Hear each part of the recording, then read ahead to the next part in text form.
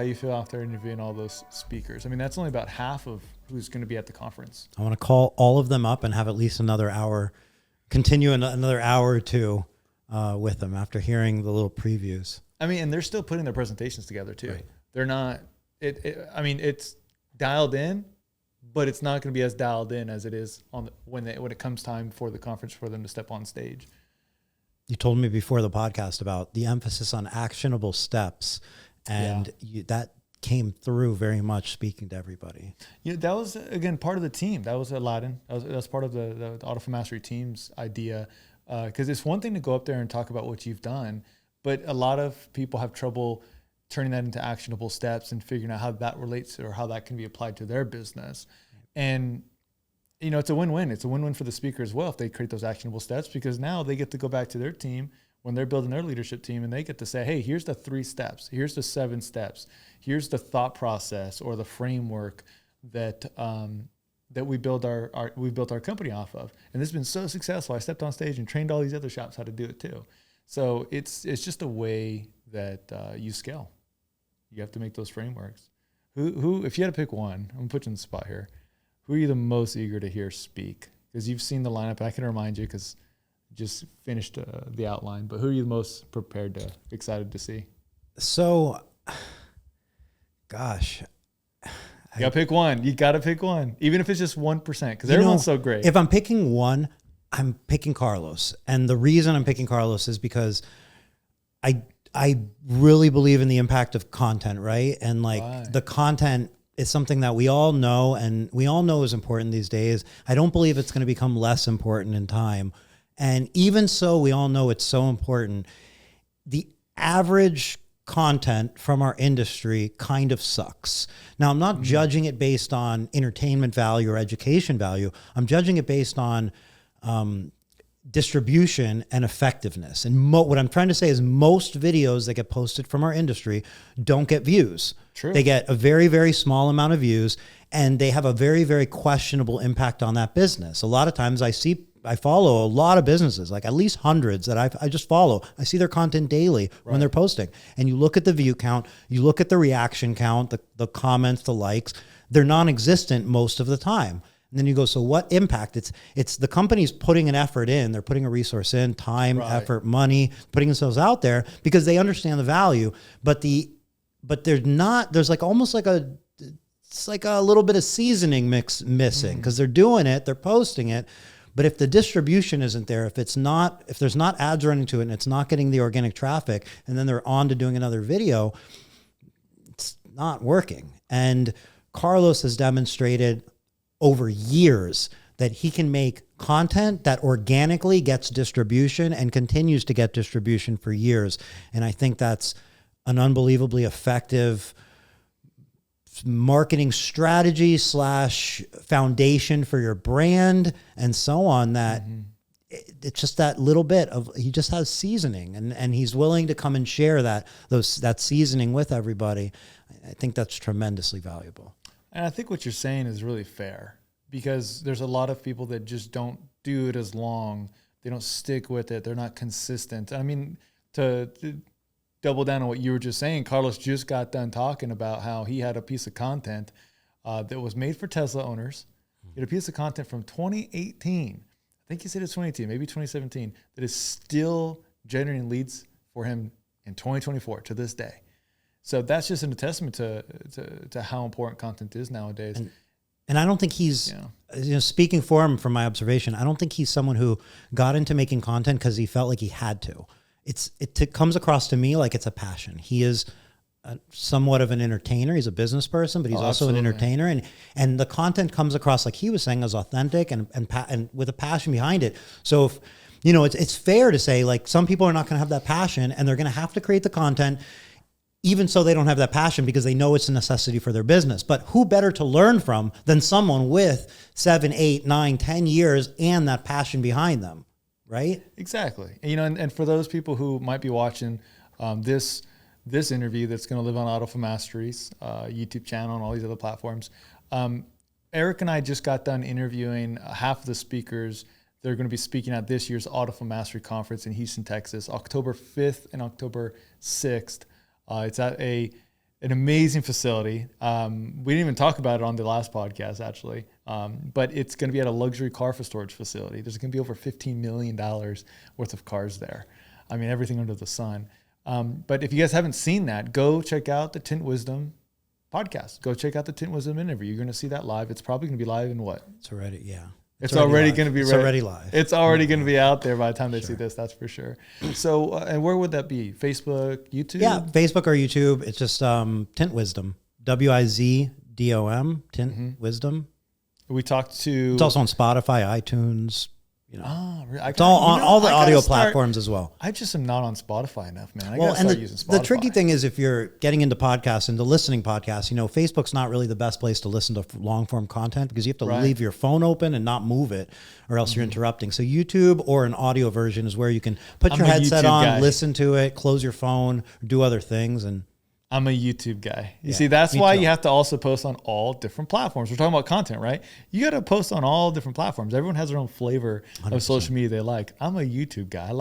I pay that $15 extra, or now it's like $20, so I can just have that one ability to turn off the phone and then YouTube will still play. Do you know they charge for that? Yeah. Oh yeah. I have it for sure. I think like if you're crazy, if you're listening to YouTube commercials, you're crazy. You're selling yourself your life short. I missed the commercials. I love advertisements. I own a marketing I wish there's company. some way to give you my commercials from other stuff then. Well, I critique the hell out of them. A lot of waste. Yeah. No, you're right. You're right. Them. Seeing them, but like, yeah. It keeps your finger on the pulse of it. But like, I don't need to hear about athletic greens anymore. That's all I'm saying. Well, again, going back to the conference here, that's funny. Athletic greens. That's been popping up a lot on my feed AG1. too. It's not even athletic greens anymore. AG1. That's been popping up a lot. Well, I also wanted to thank you for being the diamond sponsor at this year's Automotive Mastery Conference. 2 for 2, second year in a row. And, I think it's been an amazing partnership. You've been such a big supporter of Automotive Mastery since day one, like literally since day one. I remember Mike had a conversation with you, and this is what, 2021 probably, when Mike told you about Automotive Mastery, and then you met this guy named Ray, you met this guy named Aladdin, and boom, you said Orlando WFCT, right? That's the one. Yep, 2021 probably. And you said, hey, look, set up a little booth, come next to the Tintwiz booth. You can have a table, set it up. I love what you guys are doing. And that's when I first met Erik Devash. I still love what you guys are doing. Likewise, man. I love the consistency, the vision, the team, the goal, the execution of it. I believe in it so much. It was just such an awesome time. And I just thought, I was just learning about you, learning about Tintwiz. And we're going to dive deep today. I got some hard hitting questions for you. Let's do it. I got some real big ones for you. But, love it. But as I was preparing for this, it just, again, you've just such a giving person, man. You've been so open. You've been so welcoming. Thank you. To Automotive Mastery. You've been such a big supporter. And it's only right that we have you as our diamond sponsor. So I really appreciate you for that. But when you think back over the past couple of years, like what stands out the most? Is it our conference? Is it? So, the conference, first of all, let's talk about that. The conference is an opportunity to get in the room with the speakers and the attendees, and for a couple days have this kind of intimate environment that you feel comfortable being able to speak to anyone in there, whether you try to speak to somebody in there, or not, the environment is one that it's going to lead to conversations. It's going to lead to new introductions, seeing people you maybe know, and so on. And when you say, when do you get the opportunity to have that sort of intimate conversations where you can talk about your business, you can hear about other people's businesses, you can ask questions, you can get feedback, you can listen to speakers, and then you can maybe speak to them after and so on. And you can do that for a couple days. Right. That doesn't necessarily exist in that form. So I just think the conference itself is a unique opportunity. And I very, very I'm a learner. I wasn't born with very much knowledge that I remember. I didn't learn this in college. Do you know what I mean? Like this business, like what you've seen maybe in Tintwiz and my businesses before, that wasn't learned in school. It was learned in life and in business and so on. And it was learned from those around me and from my own experiences and learning from people I meet and work with. And you're creating that environment and multiplying it in this industry. And that's very, very, very valuable. Look, if you're somebody who's already very successful and you feel like you have multiple locations and you have all the money in the world and you figured it out, then fucking props to you and amazing. But most people are still somewhere along their journey, and the ability to learn, feel supported, maybe just you're connecting with somebody now that's going to change your path in business or give you a piece of that business that you needed. And it could be yours from now, it could be now. I believe in that. And that's the environment that you're creating. Now, beyond just that, I'm always impressed with the execution of your content as well, because not only are you creating a great event, but the content that you put out from that event and surrounding the event and just in general as MediaTune and as Autofilm Mastery and so on, it's next level content. It's extremely well edited. It's extremely well produced. It's tight. It shows experience. So I believe in content because it can be seen forever. We're just talking about that. So it's a no-brainer to support something like this. And just a no-brainer. Well, coming from a fellow content creator, I really appreciate that. And, I know Mike and Lyle would say the same thing that I'm about to say. And it's just, we just have a great team. We have a very talented team. We have a passionate team. And, we're a value, mission-driven team, and we're givers. What can I say? We really want to focus on giving it our all, giving it our best. And the conference has just been that one thing that we kind of just stumbled upon that made a big impact. We planned our first conference, not knowing that it was a conference. We had a hands-on installation training at Justin Day's shop, Details Las Vegas. That turned into a little bit of a business seminar. It was like pre-SEMA. It was pre-SEMA. Right. And it had a huge turnout, right? It was great, yeah. Pretty big turnout. I remember. I forgot how many people exactly came out, but the following year, we decided to really say, hey, we're going to do a conference. And it was just happened to be right before SEMA again. We planned the whole thing in about 2 months. We had 150 people come out in that short period of time. And again, you were there. You're a massive supporter. You spoke on stage. That was a pretty cool thing. We put Tintwiz on stage and put Erik Devash on stage.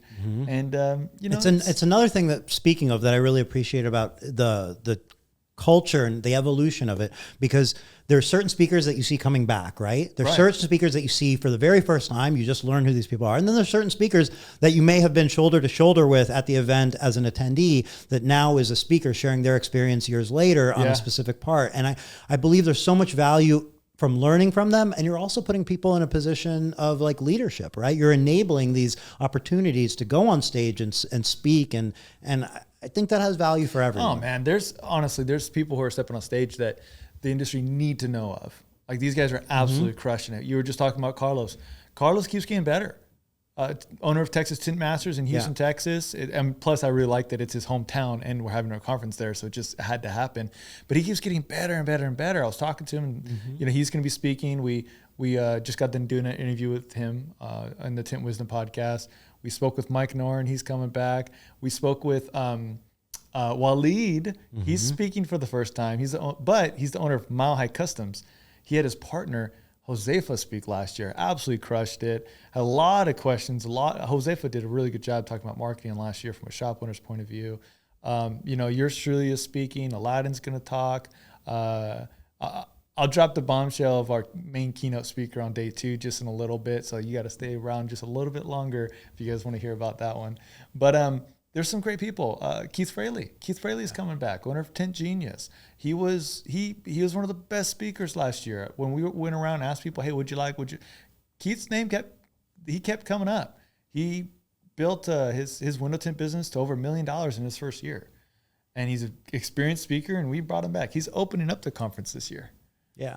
And that's the diversity of speakers that you bring in from all different types of businesses, experience levels, and so on is tremendous, because it's not a brand affiliation thing. It's an industry thing.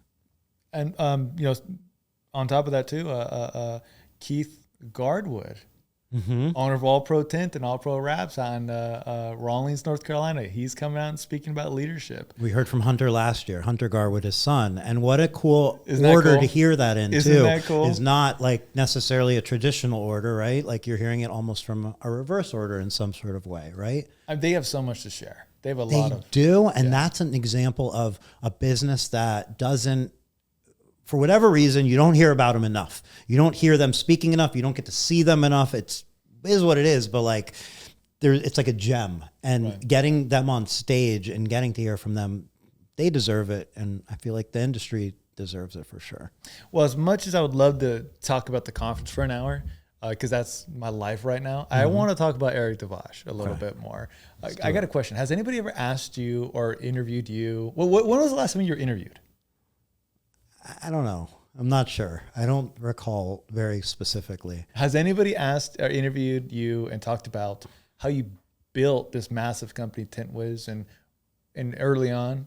Let's talk about it. No one's ever interviewed you about that? I did a Tint Wisdom with Jason. Not a Tint Wisdom. I did a live with Jason Omoleski, okay. Tint 3, where he did an interview. It was quite a few years ago. And then it was on Instagram, and I think it disappeared. So it's kind of like a lost episode in a sense. It's overdue, because you actually gave me a really good segue earlier, just a couple minutes ago. You were talking about that you come from humble beginnings, like a lot of us do. Who was Erik Devash in this industry before Tintwiz? And I want you to go back, because I'm curious. I want to know, what did you do? Because you seem to have that magic touch. Whatever you decide to put your attention to, whatever you decide to focus on, it becomes successful. How did you get to be who you are right now? Let's go way back.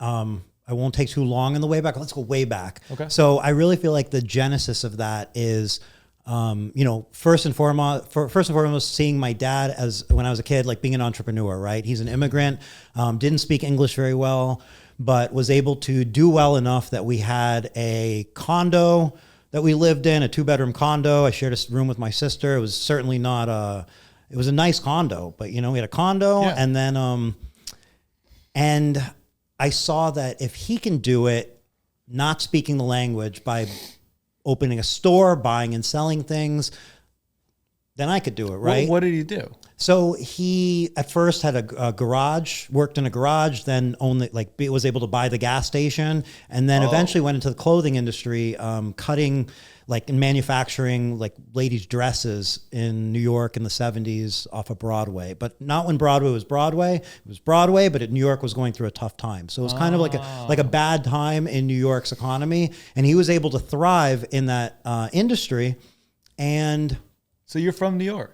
Born in New York. You're kidding. But I had raised no in idea. Florida. Raised in Florida because he had moved and so on. So that was the genesis of seeing hey, this guy can run a business, and he had freedom, right? I saw him at home all the time. I was like, I really appreciate that freedom. So that was kind of the start. Then fast forward to being 15, I was desperate to work. I wanted to work so bad, and I got a job right when I turned 15 at a supermarket, and I started seeing friends getting better jobs than I had, right? They were making more money. They were working at restaurants and retail stores. And I kind of had this feeling, I'm like, how do I get more money? How do I get a better job? And I didn't really know how.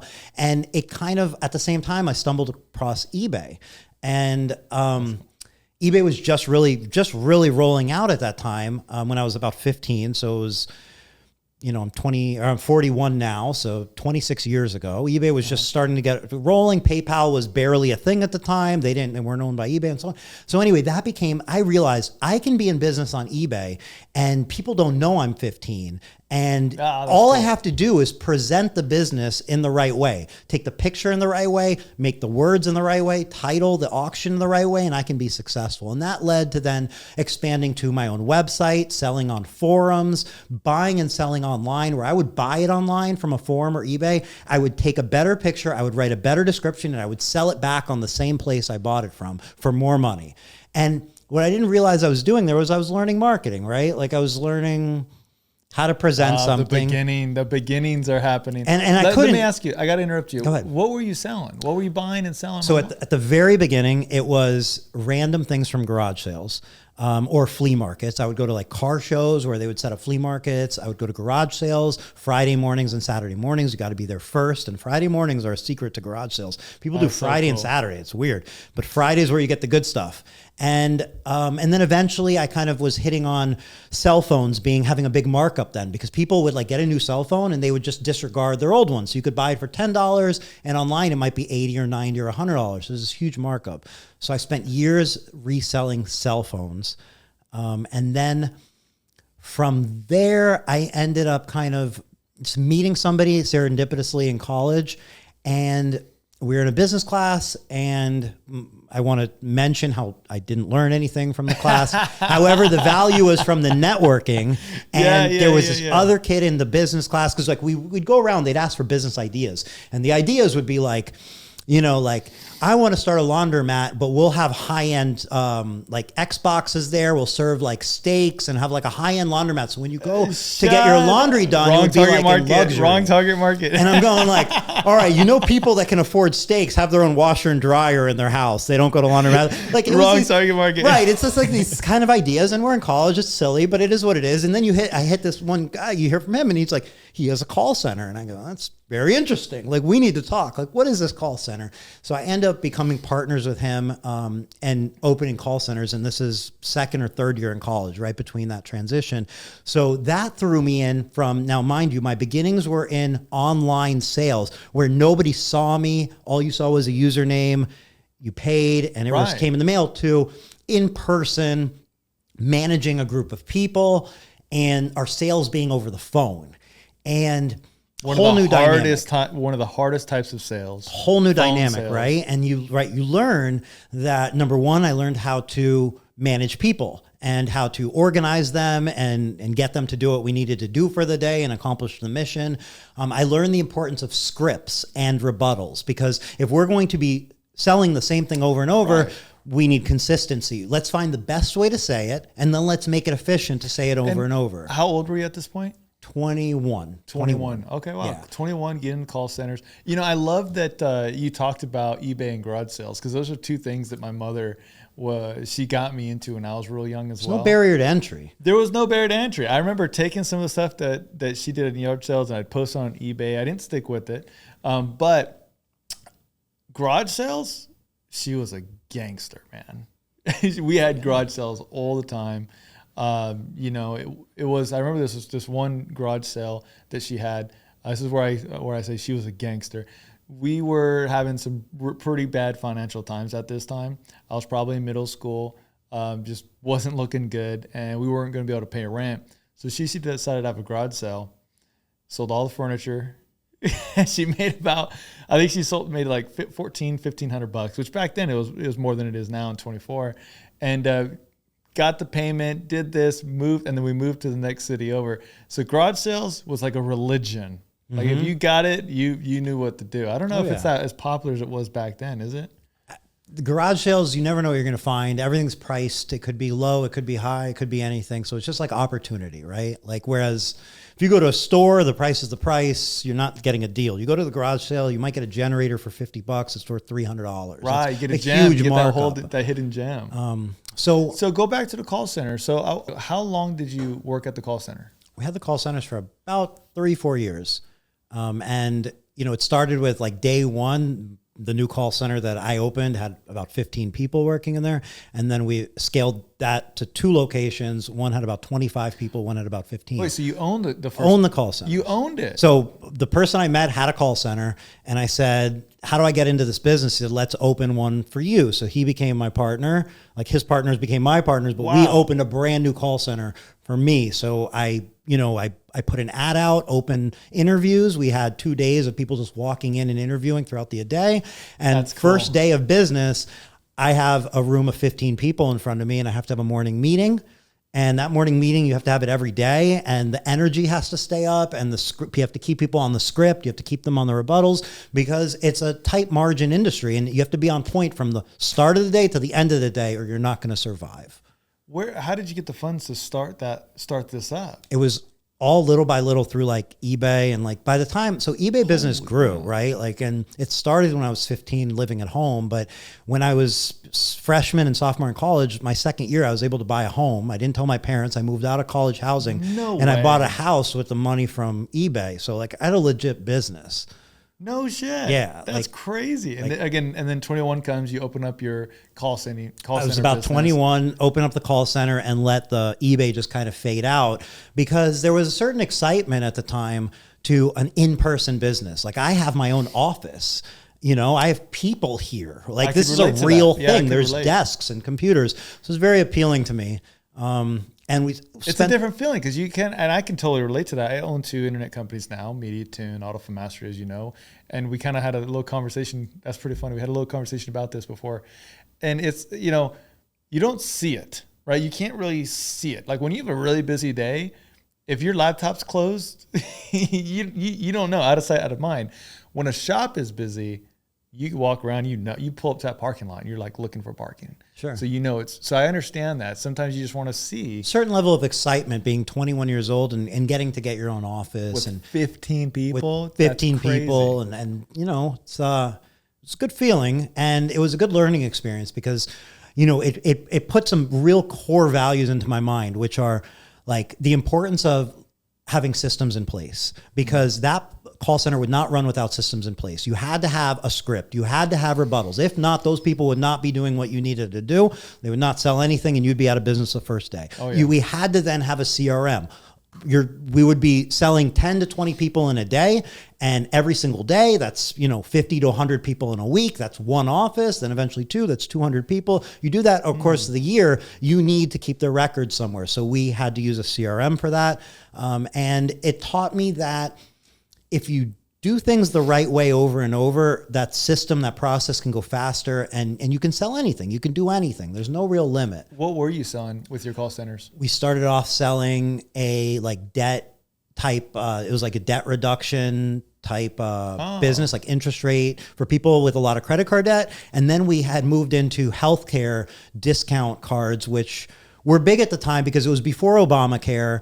And there was, you know, programs to where you could sign people up and they would save money on their prescriptions. So you're writing trends. You're identifying trends. Right? Absolutely. And before I had got in, one of the bigger trends were magazines, calling people to sell them magazines and also calling people to sell them vacations and tours, like what's it called? Like cruises and things like that. Hey, that's how timeshares. Timeshares. It's all within that industry, but seeing that you could call somebody that didn't want you to call them, didn't know you were calling them, introduce yourself. And if you said the script and you were happy enough and you called 200 people in a day automatically through a dialer, 3 of those people could be your customers and 1 to 2 of them would be your customers.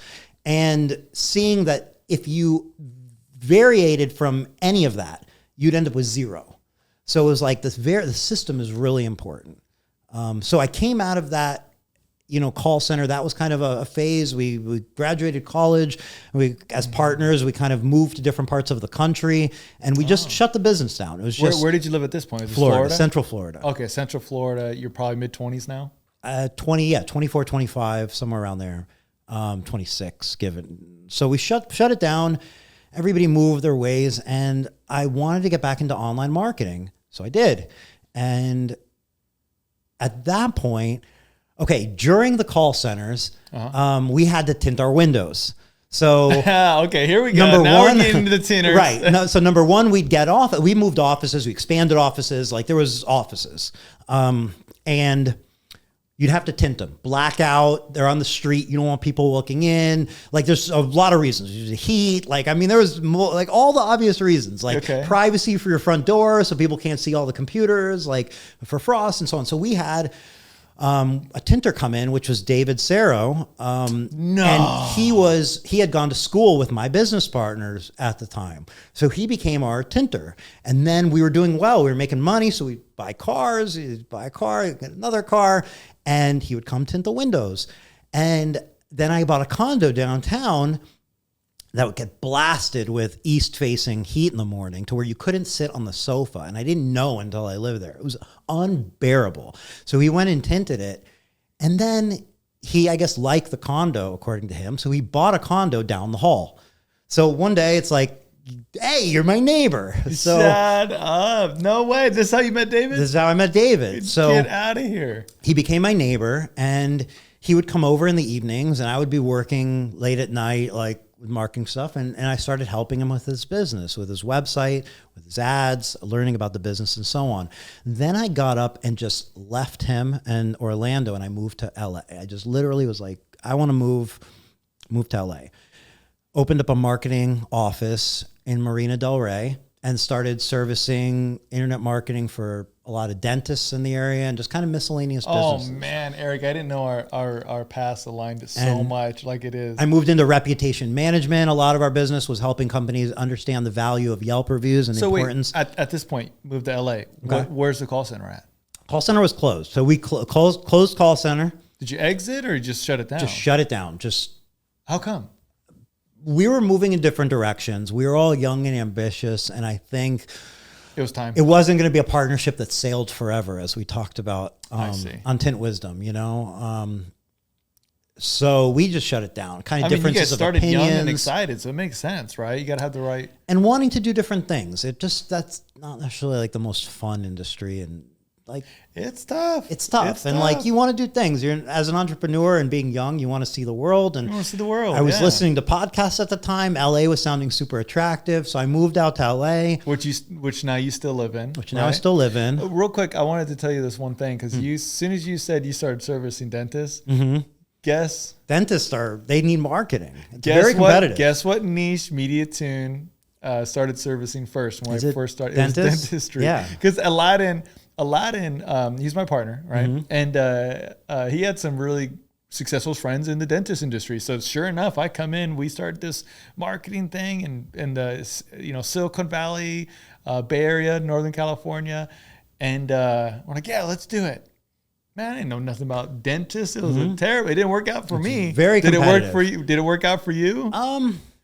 I was able to get a lot of customers. I didn't enjoy dealing with them. So let's keep going with that. I didn't enjoy dealing with these dentists. But so what I did was, okay, I'm going to fill in some blanks. That's so funny. In the call center, we used a CRM. The way the CRM functioned was our admins handled the CRM. As an owner of the company, I would ask the admins to pull out any information I needed. Pull them up, pull it out, pull the reports.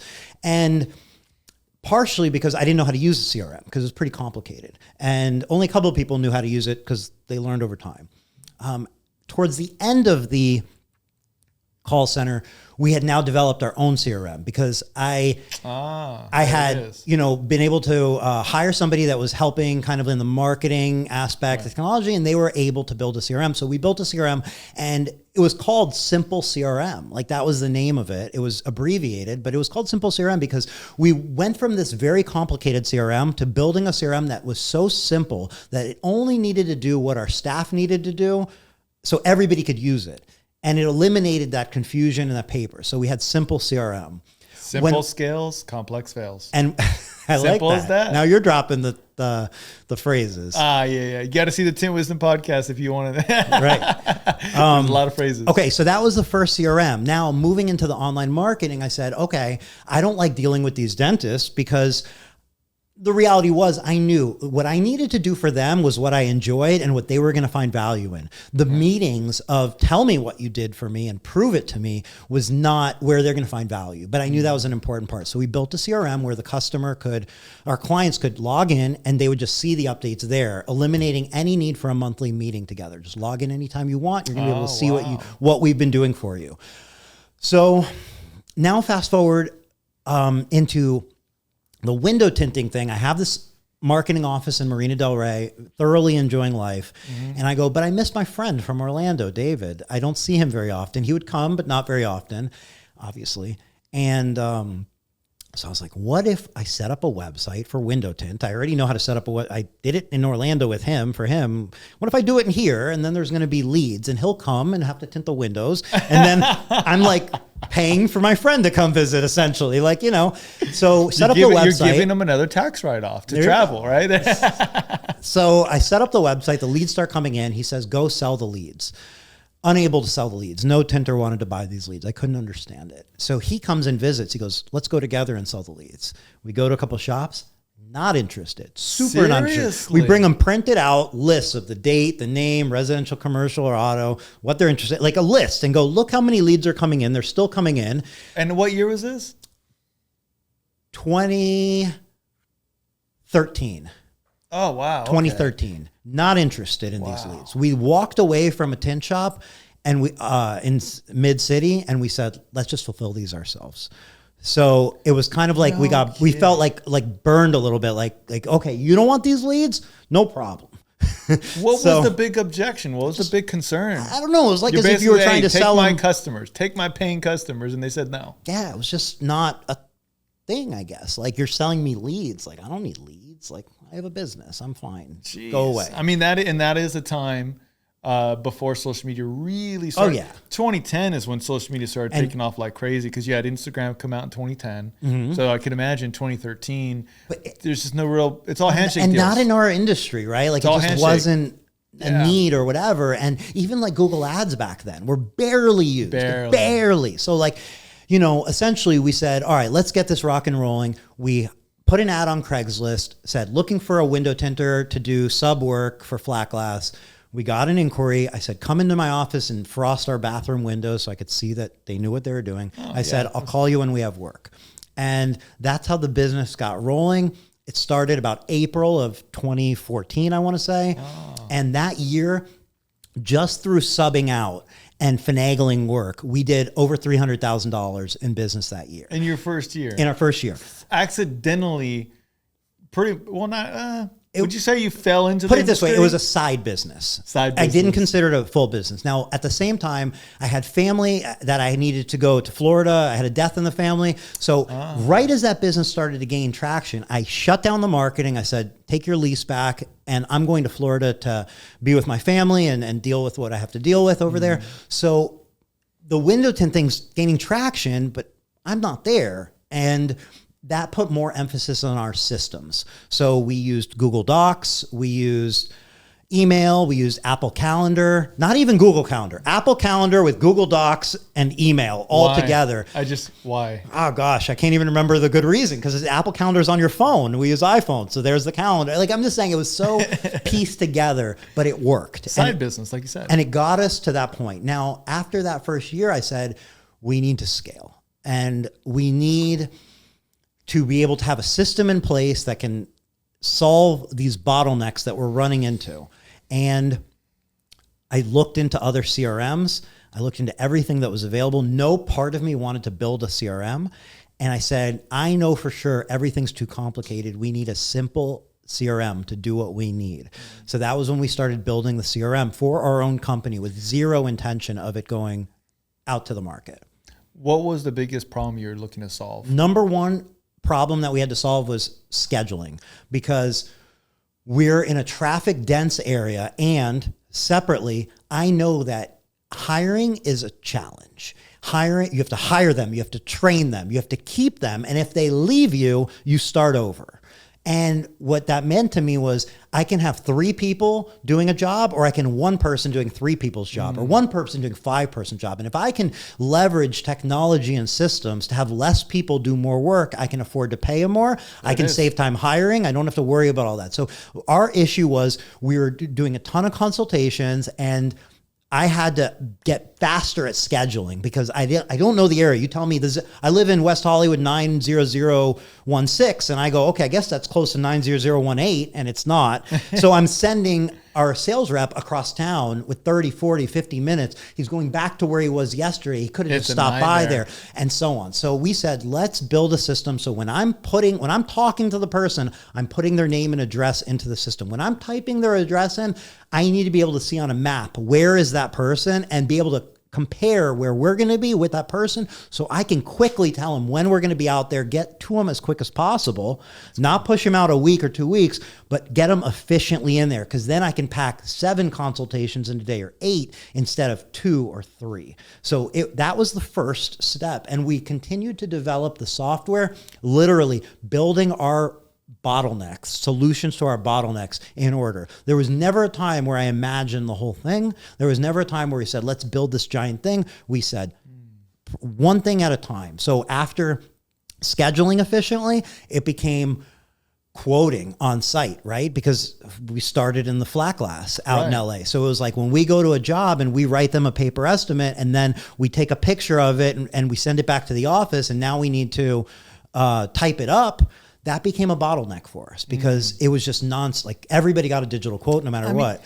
Once you start scaling, once business starts growing, the small little mundane tasks become these big problems, and now you have to put a process in play. So, hey, do we hire people to make these proposals, or we just enable the person on site to do it then and not create all that homework later on. And that's a big part of my view on efficiency, is not just how do we scale our problem, but is it a way to avoid the problem from ever happening? Like, let's not even before we solve the problem, do we have to have this problem? Can we solve the problem further down the road to where we never even got to this problem? So that's an example of it. If we can quote it on site, we are going to save the problem of creating quotes later on. We're going to save the phone calls of, I have questions. We're going to save the follow-ups, because we're going to save potentially even scheduling, because we can schedule it on site. We're going to save all that back and forth with admin and so on. So we continue to build that out. We added the ability to put pictures and store them in there. So when the installer goes to the job, the pictures are there from the consultant. When there's a note, it's in a note section in there.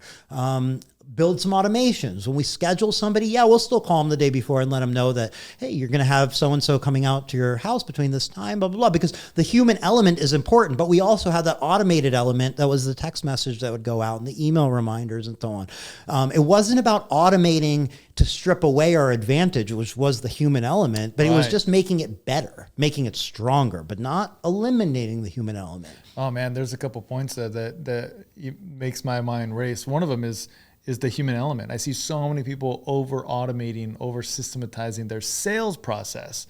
That is a slippery slope, my friend. I can't wait to talk about that. Are you seeing the same thing? I'm not seeing people doing it. I'm seeing people trying to do it, because nobody's actually automated in a true way to where it just becomes this automated, efficient thing. But the hope is that they can get that part off their business and that it'll just take care of itself. And please. And it's just the bigger point is that is not the part you automate. You should have superpowers. You should have canned proposals. You should have selling resources. You should be able to send somebody a quote for a Tesla Model 3 that's specific for a Tesla Model 3 with all their options, pictures, videos, but it should only take you a click or two. But you should be doing it and having that interaction with the customer, because people don't want to interact with a robot, but they do want to interact with somebody who's very efficient and on point and handling things quickly. It's a balance. It's a balance. But the smaller the ticket, the more you can automate, right? Like you don't need the human element to go buy a pack of gum from a vending machine. The good tint can almost sell itself with automation. That's right. But now, once you start getting into things that are in the several hundreds of dollars or thousands of dollars, you cannot remove the human element. And I see so many people falling into this trap. Yes. There's other CRMs that are popping up right now, and they focus on this automation thing. And look, the CRM companies are doing their job, right? They're supposed to advertise their features and the solutions they provide. Sort of. But right now, I've seen this all over the country. Yes. I mean, you know this. I've sat down with over 1,000 shops, intimately strategized on things. I've done probably 100 different sales trainings at this point with one-on-one shops, group shops. I got another one I have to do tomorrow, for crying out loud. And that's a $5 million shop.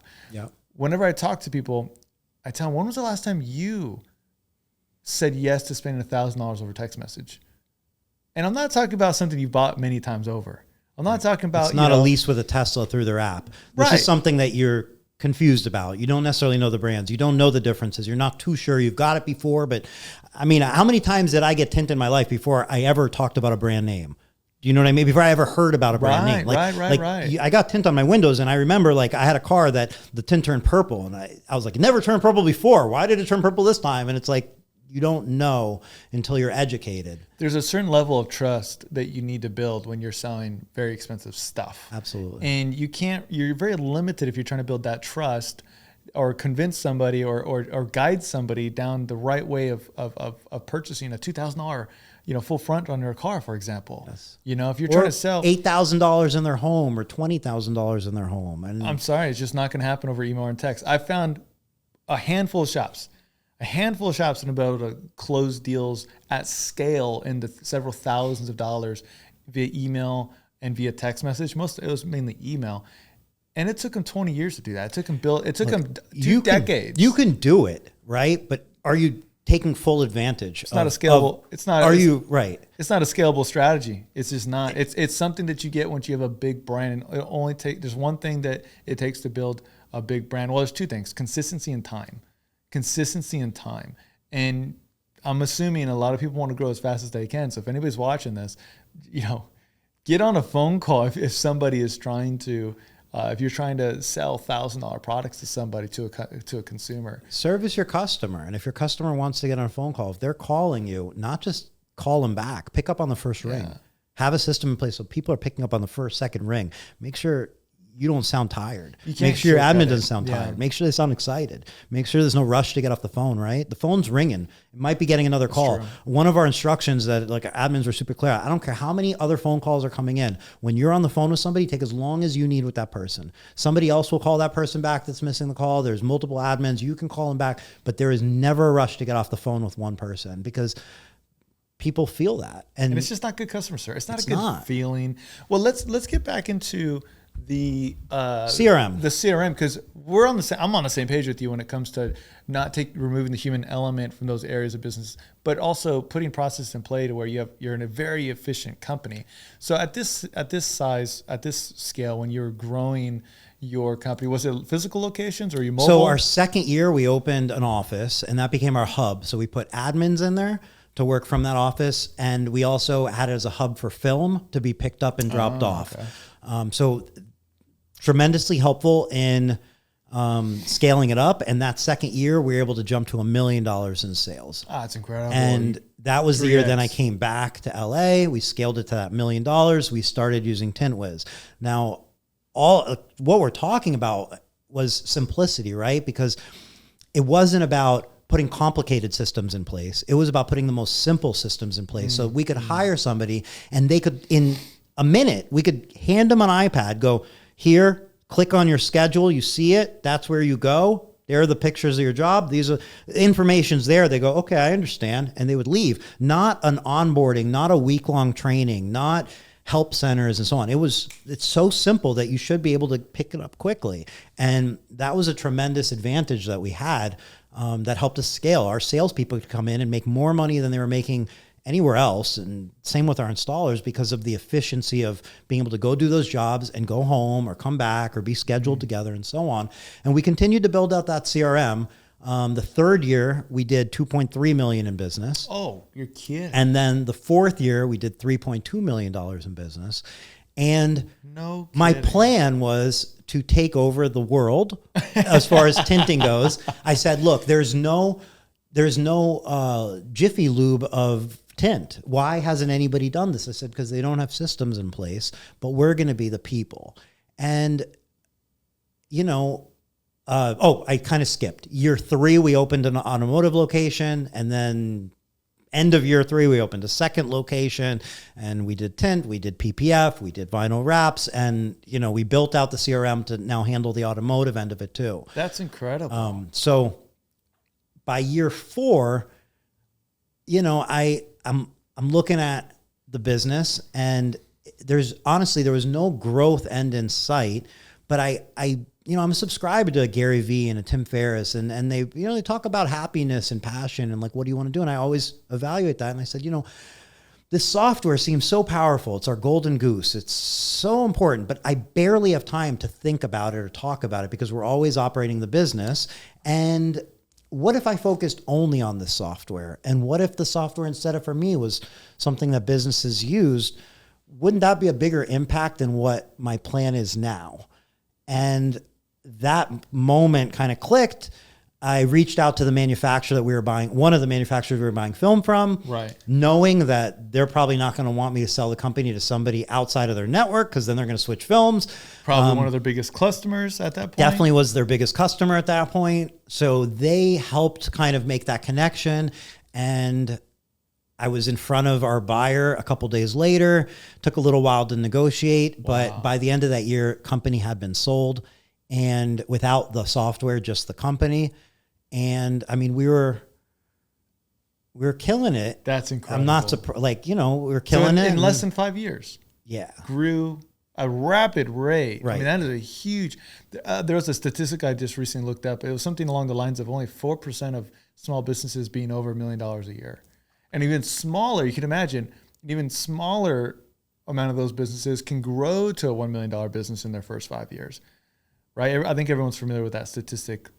95% of businesses fail in the first 5 years. Let's be real clear. Part of why we were successful It was not my college education, 100%. And it was not some secrets or anything. It was consistency. It was doing the obvious and simplicity, and then using that technology, leveraging that technology to multiply it so that people had superpowers. My admin had a superpower because when somebody called, before they finished saying their phone number or their name, they were already pulled up in their screen because the system worked fast. It didn't take 30 seconds to load. It was type in their name, type in their address, type in their phone number, type part of it in, and you're going to find them before they're able to finish talking. They had a superpower. Our consultants had a superpower because they could go quote a job, put everything they need, move on to the next one, sell the job. And our installers had a superpower because they could see their quote, they could see their jobs, show up at the job, go home, do more jobs in a day, not have to travel to the shop to get a piece of paper and a roll of film. So we had superpowers, right? Because of that software, but the simplicity was truly what I want to emphasize because it wasn't about complicated systems. It was about be happy, be nice, show up, be on time, do it over and over and over again. Master and the that's basics. It. Just the basics. There's nothing fancy about what we did. So how did you get to that point where you're just so you systematize everything and it streamlines everything that needs to be, like we just talked about.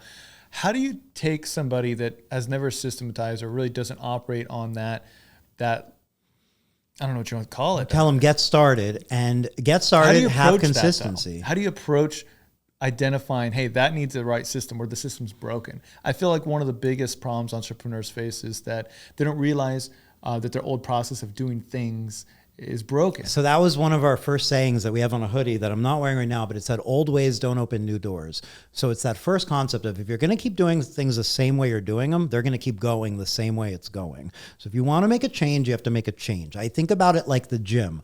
If you want to become more physically fit, lose weight, get stronger, whatever, it starts with going to the gym. And at first, you don't go in the gym and you have to know how to use every machine. You don't need to master every feature. You don't need to be perfect, but you have to go in the gym and maybe walk on the treadmill. So the example would be, knowing, number one, this is what I need. I need a system in place. And then going, this system is going to be something that I believe in and I trust, meaning I'm going to use it every time. So a core rules.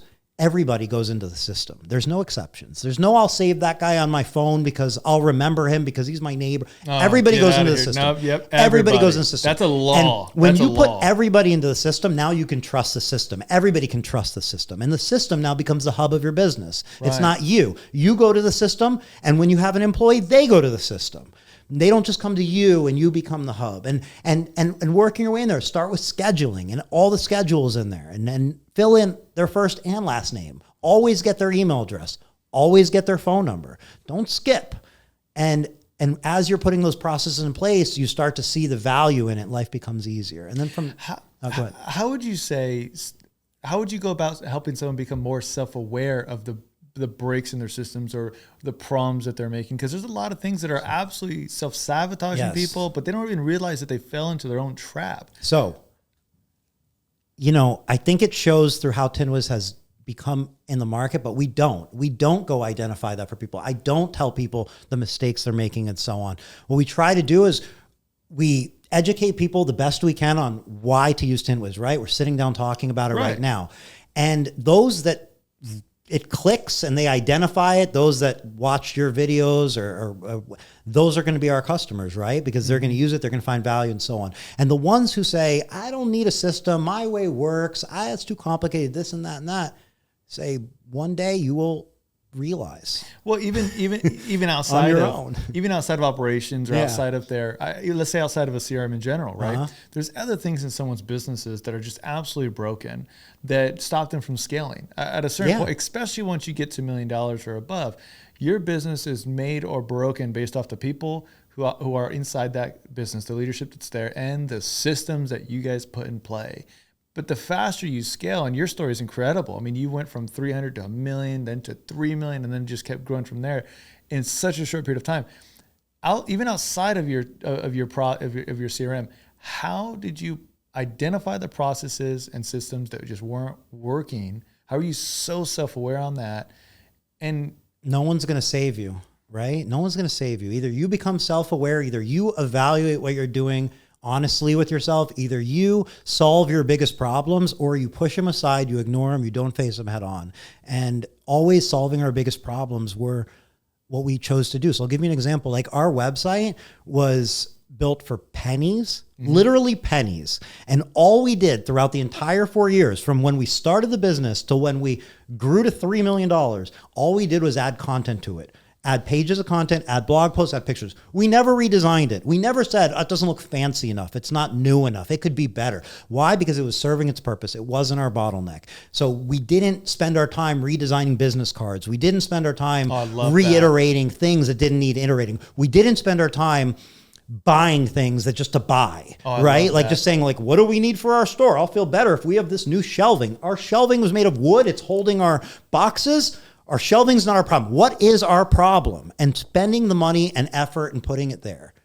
That's what it is. That's so powerful. But it's like, but the thing is, here's the reality. If you don't do that, you will either never grow, never reach your potential. You might go out of business. You might forever complain. So it's like, how do you come to that self-awareness? Like realize the severity of it. And if you don't realize that, no problem. No one should be judging. Everybody's business should be different. But I said, hey, if we have a $300,000 business, how much profit can be in that $300,000 business? So what if we have $1 million business? Okay, well, how much profit can be there? Let's talk about it. $1 million business, after everyone gets paid, if you have 10% left over, you're doing well. I'm not talking about 10% for you to get paid. I'm saying if you got paid for your job, right? Exactly. Everybody gets paid for their job. If you're an installer, you got paid as an installer.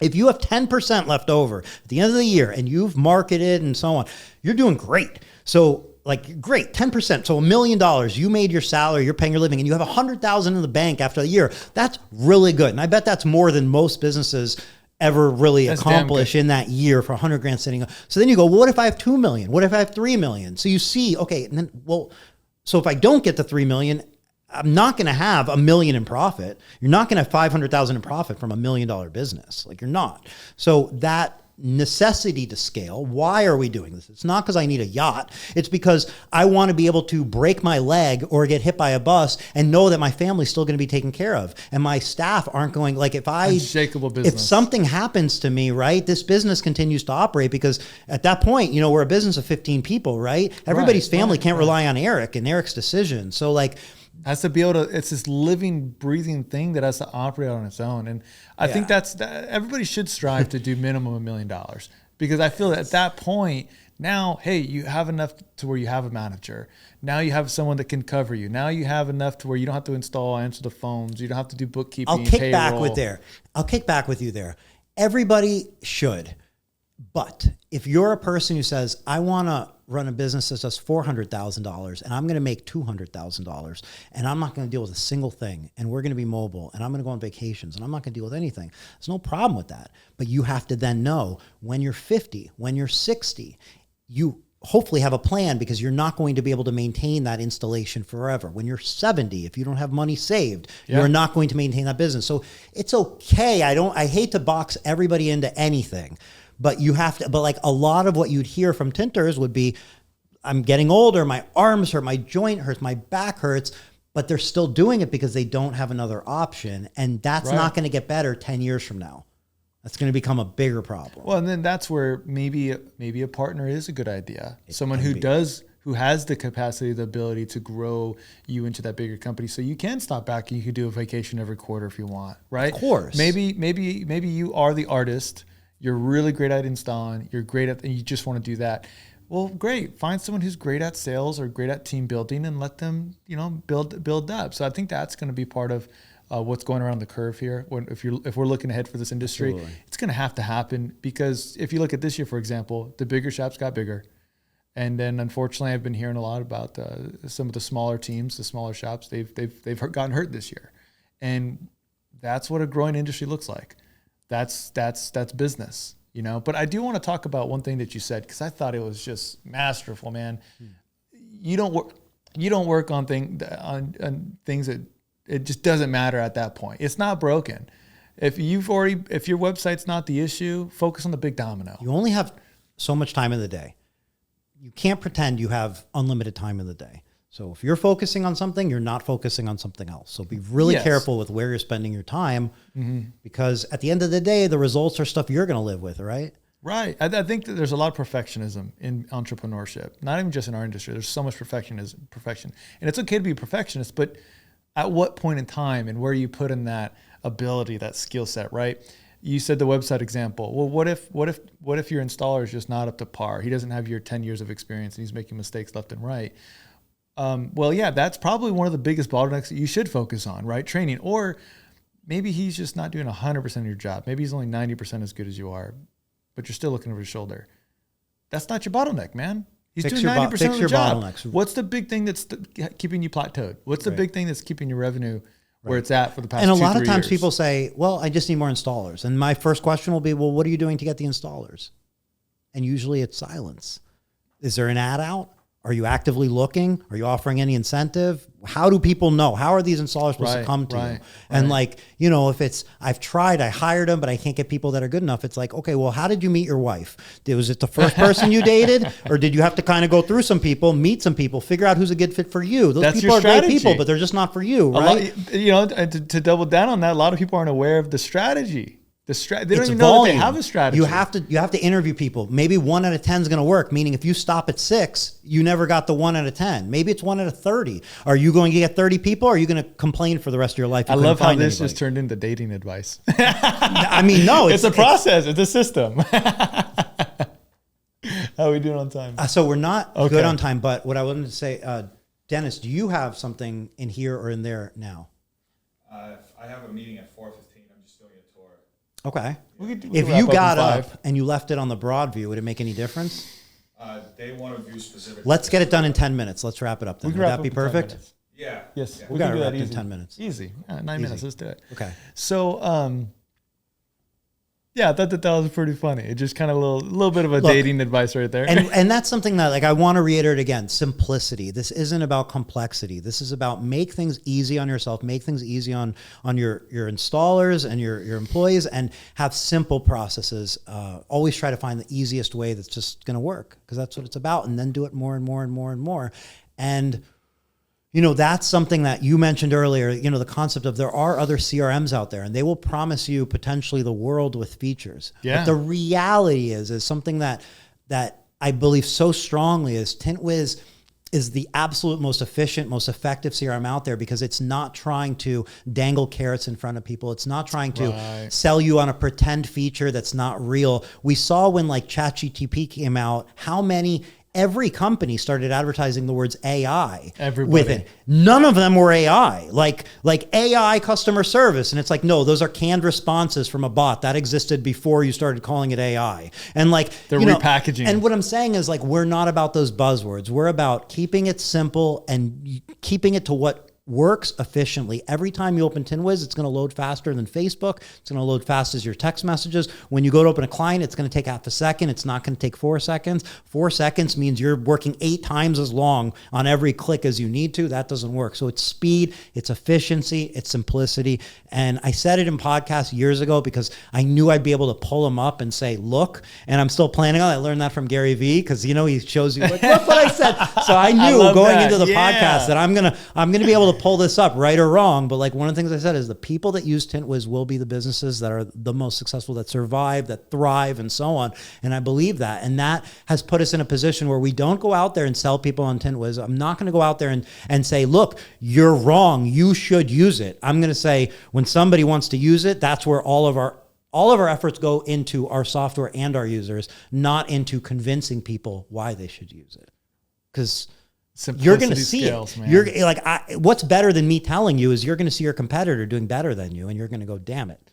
Simplicity scales, brother. And I talk about Tintwiz often. We will help set up a lot of shops. Tintwiz it's still to this day. It's the number one CRM that we recommend whenever we're doing someone's marketing activity at MediaTune.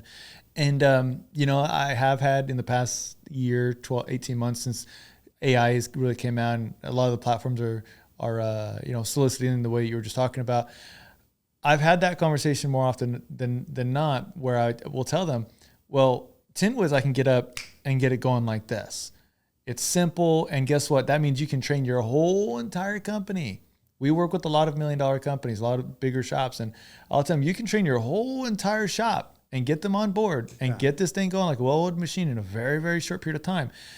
But just so you know, if you want this and with all these features and bells and whistles, it's great. But it's gonna be a 90-day process to get that set up, and but not just you're gonna that. have to spend time. But not just the time. It's that a lot of those processes will not work over time. So you will say, okay, we're going to automate our customer service with this bot, and you're going to try it for a week. You're going to try it for 2 weeks, and then you're going to go, I can't use this bot anymore. And then you're going to say, well, I want to mass email all my customers all the time. You're going to send out a mass email, and then you're going, I can't really mass email my customers. Exactly. And then you go through the creates features. all these other issues. And it creates all these other issues that you don't know unless you go through it. But by the time you went through it, it's been 3 months. And then by the time you look back, you go, I'm not using 90% of the CRM because it doesn't fit my business. And it's super complicated to navigate because there's all these other things in here we don't use. And I can't trust anything. And it's slow and it's this and it's that. And that is the evolution of CRMs. If you want a CRM and you don't want Tintwiz's simplicity and function, go get Salesforce.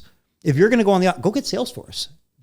I used to have one of our reps from a different doesn't matter, a manufacturer, film manufacturer. I remember he used to come into our office and say, oh my God, we're still onboarding for Salesforce this year. Geez. It was a year-long process. We're still onboarding for Salesforce. And it's like, I'm looking at that going, you're onboarding for Salesforce, but like, wow, you can't have that as a small business. You shouldn't have it as a big business, but that's ridiculous as a small business. So, that's crazy, man.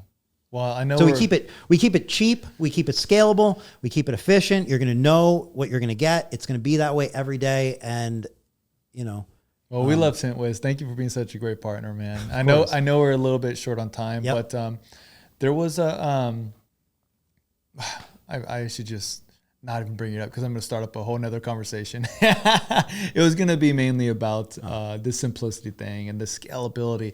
I think simplicity is just something that people really need to focus on, and keeping their target on that. The term that I love to use is the one big domino. Yeah. There's one big bottleneck that you can focus on at any given time that's going to truly move the needle forward and really have a big impact on your business. And I think that thought process has helped me grow and helped a lot of other entrepreneurs that I consult with grow, purely because if all things matter, nothing matters. There's one thing that you can really spend your time on. There's one great decision you can make in any given day today. Yeah. And I think a healthy habit that I've developed for my mentors, right, is when I look at my calendar, I'm asking myself, should I really be focusing on this? Or should I delegate this?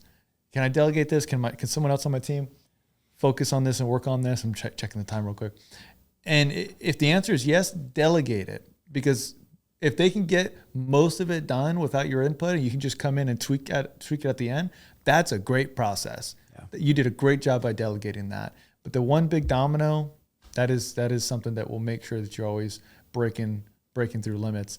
And hey, if you want to figure out what your next big domino is to break, Autofilm Growth Conference, Autofilm Mastery Conference is a great way to figure out where your next opportunity lies. October 5th and 6th. And that's what it's all about, right? Learning from each other as a community and save the trouble of learning on your own and try to save the years, because our what do we have? 20, 40 years in business, depending on our ages. And the more we can do, the better we can do it. I mean, I don't know. That's exciting. That's exciting. I'm in it for the long haul. I think I'll push that 40 year. You're younger, 20 years younger than me. So that's why I'm saying 20 or 40. We'll talk about that on a different podcast. You're right. But yeah. I appreciate you, man. This has been great. This has been fantastic. Of course. Thank you for doing this and giving me the opportunity. Anything you want to say to Autofilm Master community before we wrap it up? A little quote from Gary Vee that I believe in very much is, you can go wide or you can go deep. And he tends to go deep. And that's something that I believe in too, is going deep. I feel like that's mastery of what you're doing. If you want to get, we want to grow, let's say, I think about how can we impact this industry more versus how can we impact all industries? And not saying there's a right or wrong, but I think another way that can relate to a dealer is saying, what is my most profitable services and how can I get more of that? How can I sell more of that versus, okay, I want more. Let me start over here. Let me learn something new. Let me dig over here, because you're spreading yourself out. You're starting from square one. Prioritize But your time. why not just fix your actual problem, which is over here, and keep going down that road? Because the further you go down that road, the more rewarding I think it is. That's why I emphasize this is your 4th Autofilm Mastery business conference. And if you did one and then you did something new and something new all the time, you don't get that same revision and mastery of sticking with it. So that's why I believe in being a lifelong learner. I think what you guys are doing is a platform for our community, and one that everybody should take part in. And I love it. I believe in it, and looking forward to this year. We're going to crush it. I love that. know. That's a great way to end it. I'm not saying nothing else. Appreciate you, man. Thank you, Ray.